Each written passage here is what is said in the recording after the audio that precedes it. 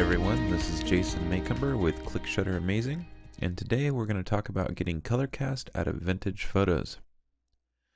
Now, the issue is we usually have a cast of this sepia tone or more of a red tone, or we might even have a blue tone. So the best way to deal with this situation is to use adjustment layers. And the adjustment layer that I'm going to use is the levels adjustment layer. So I'm going to click that and add it. Now there's something hidden inside of the levels properties, and you can get the properties dialog box by going to Window and selecting Properties. Now there's a tab here, and if you select it and go to Auto Options, you'll find some algorithms. Now, what we're going to do is we're going to select Enhance Per Channel Contrast. Now, did you just notice what just happened? Everything is fixed. Pretty close, at least. This makes everything true black, true gray, and true white for print. You can save as defaults and hit OK. Now you might have to go back and go to Enhance Brightness and Contrast for certain scenarios. But for this scenario, I would just go to Enhance Per Channel Contrast. And if you notice, our image is now fixed with color. Now if we want to, we can also add a hue and saturation adjustment layer and add a little bit more pop to the color. By sliding our saturation knob this direction, we can do that. We can also go to our curves tool and even add some contrast, or bring up or bring down some of the highlights.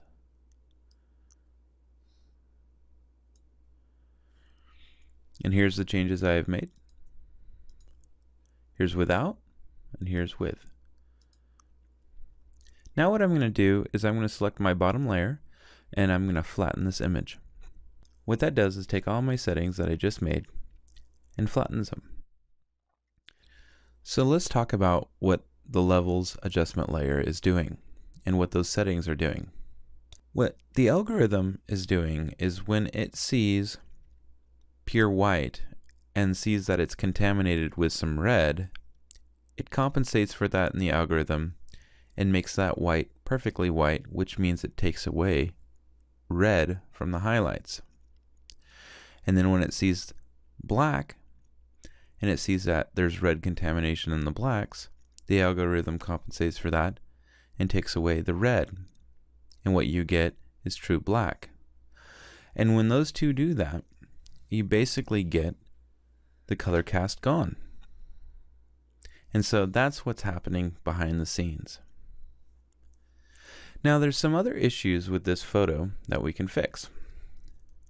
We have some little marks here from some dirt and such, and we can just take our healing brush tool and get rid of this and get rid of that stuff.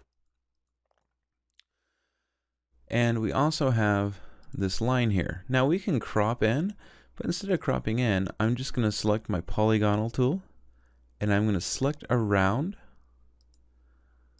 this, and what I'm going to do is I'm going to hit delete, and I'm going to go to Content Aware in the drop down menu and Contents and hit OK. And if you noticed, it filled everything in. Now to fully polish this image, what I would do is use some noise reduction. Now there's a piece of software I use, and that piece of software is Noiseware, and I'm going to use it in its strong noise setting and leave everything the way it is and hit OK. The next thing I'm going to do is I'm going to go to Sharpen, Unsharpen Mask, and what I'm going to do is I'm going to find a radius that I like, but first what I'm going to do is I'm going to bring up the amount to 91%, let's say, and then bring up my radius.